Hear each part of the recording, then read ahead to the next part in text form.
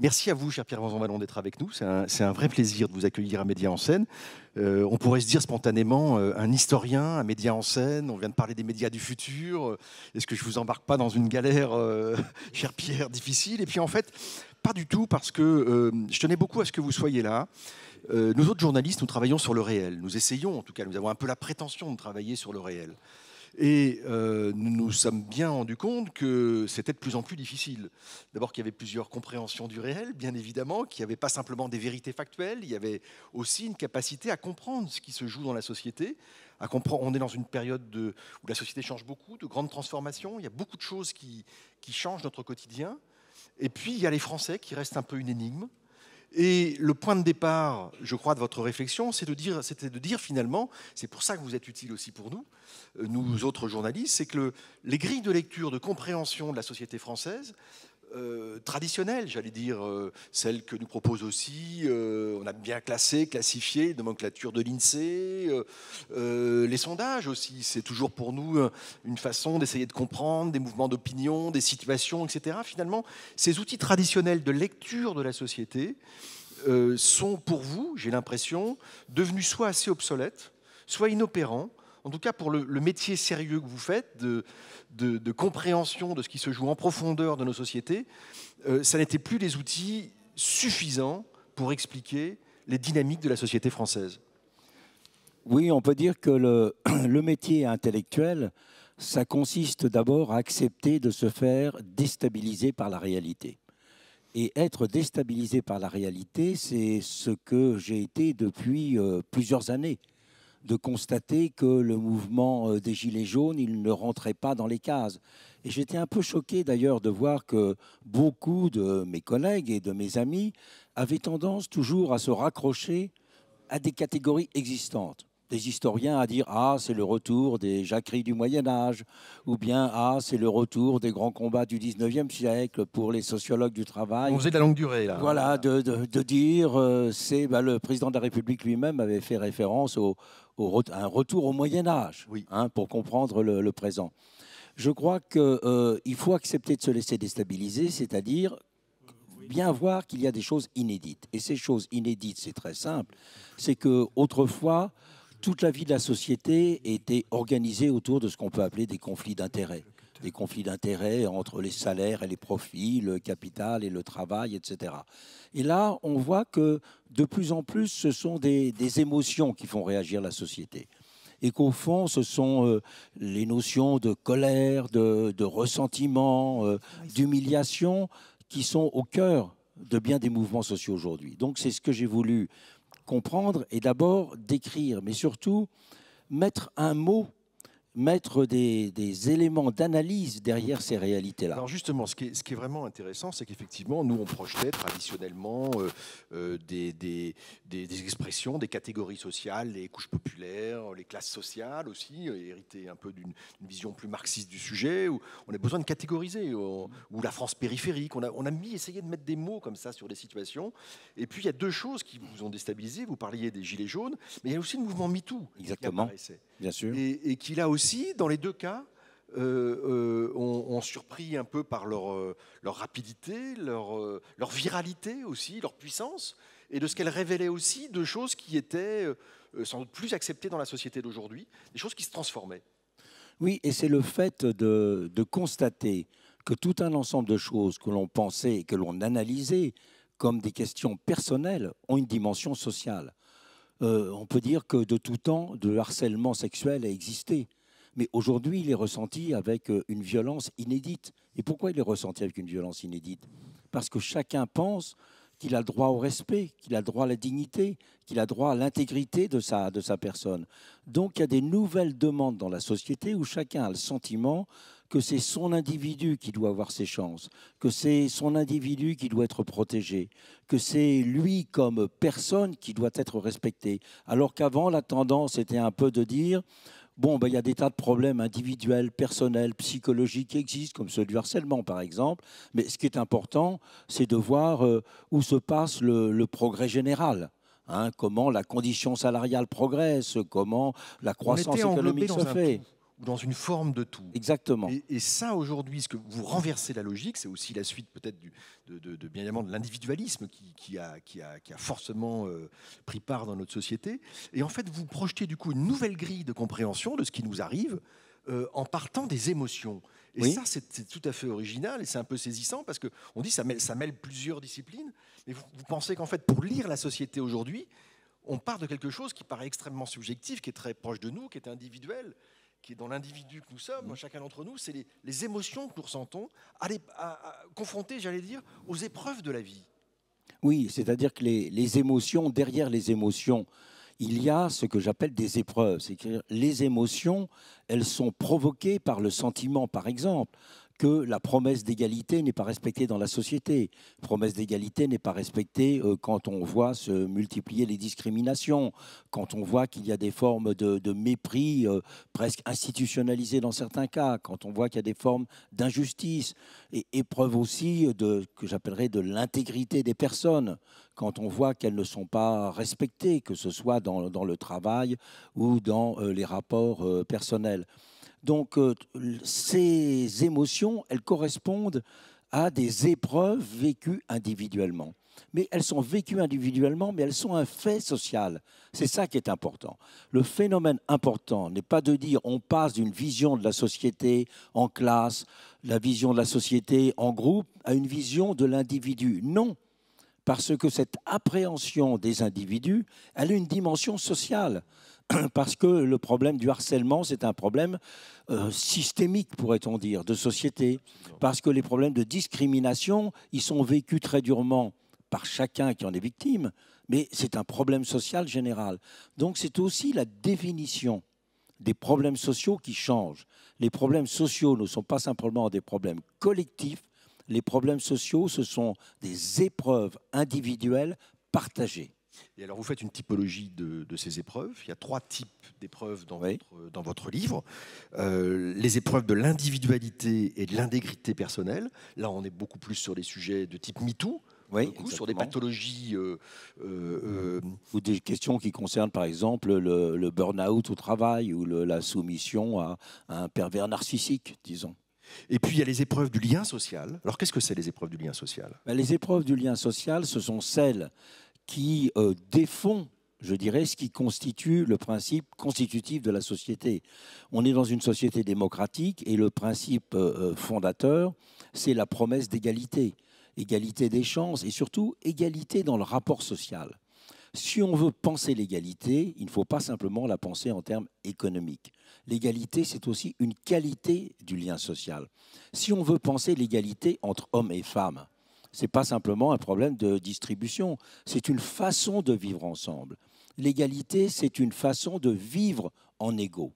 Et lorsque cette façon de vivre en égaux, elle est niée, elle est battue en brèche, eh bien à ce moment-là, on a une sorte de perte du sens de l'appartenance à la collectivité. Et la troisième épreuve, le troisième type d'épreuve, ce sont les épreuves de l'incertitude. On a un public jeune là, ici dans la salle et sans doute aussi sur les écrans numériques. On voit bien que pour les générations là d'aujourd'hui, il y a un paquet d'incertitudes, peut-être encore plus grand pour les générations que nous avons connues nous.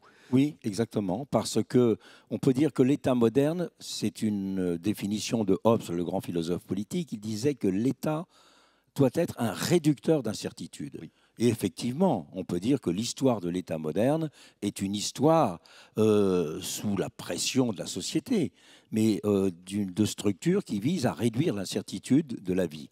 Et puis, l'invention de l'État-providence, c'était réduire les incertitudes économiques qui rendent la vie difficile. Or, aujourd'hui, on voit que à la fois l'État tel qu'il fonctionne comme État souverain et puis l'État-providence, il y a des trous dans la raquette.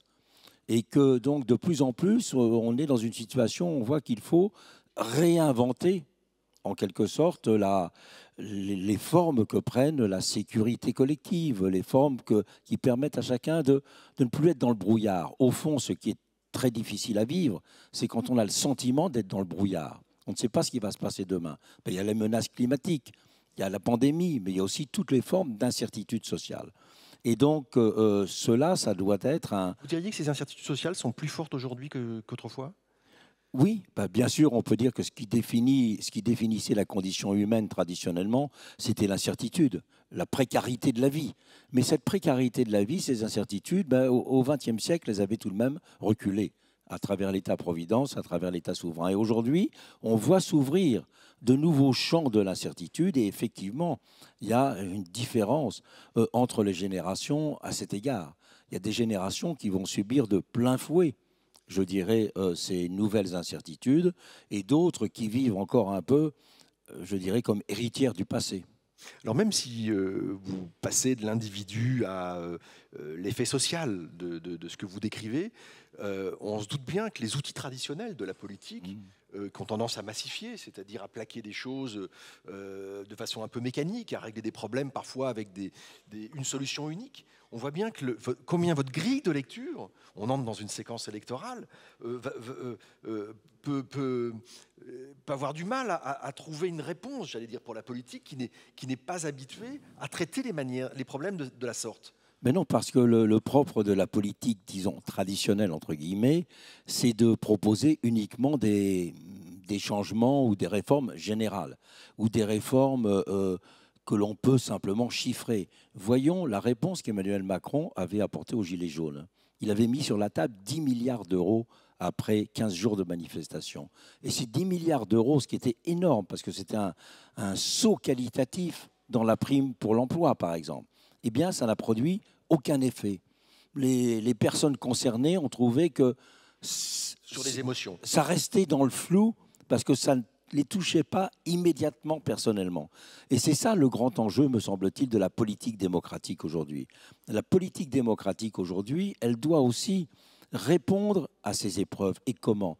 D'abord en les reconnaissant, en les nommant. Une bonne définition qu'on peut dire de la démocratie, c'est le régime qui aide les personnes à se reconnaître dans le langage. Or, aujourd'hui, beaucoup ont le sentiment qu'ils n'ont pas les mots pour exprimer tout ce qu'ils veulent. Du coup, ce sont uniquement des émotions à la fois fortes, mais en même temps qui n'expriment pas les choses très clairement. Donc, le propre de la politique doit d'abord être de nommer les choses. Et si on ne nomme pas les choses, ce qui est le cas, par exemple, quand on regarde les problèmes très importants des discriminations aujourd'hui, eh bien, ce qui se passe, c'est que domine le langage de l'idéologie. Si on voit simplement les discriminations, je dirais, de très haut, on va dire ah, ben, il y a un enjeu, il faut être universaliste, ou bien il y a une peur du séparatisme. On va fuir dans l'idéologie. Et aujourd'hui, nos sociétés sont menacées par une fuite dans l'idéologie et dans des idéologies qui ne communiquent plus, qui deviennent absolument hermétiques, déconnectées du réel, et surtout qui ne permettent plus d'avoir un langage commun. Ce qui reproduit du langage commun, c'est le retour au réel. C'est pour cela que nommer les choses est, me semble-t-il, un élément constituant de la démocratie. En fait, hein, voilà. Oui, exactement. Et est-ce qu'il n'y a pas aussi, parce qu'on parle là aussi des émotions, et puis vous parlez des épreuves de la vie que chacun peut traverser, est-ce qu'il n'y a pas non plus un risque d'avoir une société qui est déjà très victimaire, où voilà, on sent que la place de la victime dans notre société, on est très facilement amené à se dire soi-même victime de quelque chose. Je crois que la posture victimaire, elle est un produit dérivé de la non-reconnaissance des réalités sociales. On se construit comme victime quand on perd pied, et c'est en quelque sorte une bouée de secours problématique, le fait de reconnaître victime, parce que d'un certain point de vue, on s'enfonce en même temps que l'on pense se sauver. Alors, vous parliez de combien finalement le phénomène des Gilets jaunes avait été constitué une forme de déclic pour vous, hein, de déstabilisation, pour reprendre le terme que vous avez utilisé, on a bien senti, nous aussi, professionnels de l'information, que c'était quelque chose qu'on n'avait pas franchement vu venir, pas comme ça, et avec une vraie difficulté à communiquer sur le réel. Le ressenti du réel était différent. Et je me souviens d'une conversation avec l'un de vos collègues, Marc Lazare, historien, sociologue. Et Marc Lazare me disait, mais est-ce que vous avez entendu le mot, l'expression qui revient en boucle chez les Gilets jaunes? Je dis, ah bon, vous pensez à quoi? Et il me dit, mais on nous enfume. Les politiques nous enfument, les experts nous enfument, les médias nous enfument, les journalistes nous enfument. Et il ajoutait, l'expertise aujourd'hui est souvent ressentie, pas par tout le monde, mais par une partie des Français, comme une domination sociale, et même comme la plus sournoise des dominations sociales. Et c'est du coup une remarque un peu abyssale, c'est-à-dire que, bien évidemment, on a dans la complexité, à l'âge de l'incertitude que vous évoquiez, on a plus que jamais besoin de gens qui peuvent éclairer telle ou telle partie de la complexité du monde qu'on vit aujourd'hui. Mais si ces sachants, ces experts-là, ont toujours le sentiment, enfin donnent toujours l'impression de parler d'en haut, d'avoir du mal finalement à se faire comprendre, il y a un risque que l'expertise, les savoirs, les acquis de la connaissance soient embarqués dans le relativisme ambiant. Comment vous, l'intellectuel que vous êtes, vivez cette période si difficile du débat public? Bon, l'expertise, c'est-à-dire la tentative de comprendre scientifiquement la société, évidemment, c'est quelque chose d'important pour moi. On ne peut pas être dans les sciences sociales sans avoir cette ambition et cette idée. Mais le problème derrière cette affirmation, je dirais, de principe, le problème, c'est de savoir ce qu'on appelle l'expertise. Or, dans bien des cas, il y a un hiatus entre ce qu'on pourrait appeler le langage de l'expertise et le ressenti des choses vécues. Et donc, ça, si on ne le prend pas en compte, eh bien, on creuse le fossé. Mais ça tient aussi, et c'est un deuxième élément, au fait que souvent l'expertise, eh bien, elle est parfois un petit peu datée. L'expertise, elle est parfois un peu impuissante. On peut prendre un exemple très simple. Si on regarde l'évolution du pouvoir d'achat, on va pouvoir mesurer les choses à partir des indices concernant la hausse des prix de l'INSEE, concernant le salaire minimum ou les salaires. Et là, dire, grosso modo, le pouvoir d'achat est bien maintenu et même il progresse. Oui, mais il y a toute une partie des personnes pour lesquelles les dépenses contraintes ne suivent pas simplement les rythmes de l'inflation, mais s'avèrent être plus forte et que chacun ressent la question du pouvoir d'achat, non pas par rapport aux statistiques, mais par rapport à sa grille de dépenses. Si on est par exemple obligé de se loger à Paris dans un studio qui coûte 700 € par mois et qu'on gagne 1400, eh bien une petite augmentation va être très importante, alors que l'INSEE ne compte le logement que pour 12%. Donc il faut à la fois le langage de l'expertise n'est crédible que s'il s'accompagne d'un langage, je dirais, de compréhension du vécu des gens. Et ça, en termes de journalisme, c'est un sens très précis. Ça veut dire que le journaliste, il n'est pas simplement celui qui rencontre, je dirais, des expressions plus ou moins officielles, mais il est un explorateur aussi de la société. Le journaliste, il doit être un explorateur et plonger dans les réalités. Alors, bon, il y a des exemples célèbres où on a bien vu que certains commençaient à aller sur le terrain pendant des périodes assez longues. Il y a des pratiques journalistiques qui sont vraiment en train de changer. Mais là, il y a, je pense, un virage à prendre aussi. Il est vrai, par exemple, que les services politiques, très souvent dans les médias, les services politiques, ils s'intéressent à ce que disent les leaders politiques. Ils s'intéressent aux petits jeux d'appareil.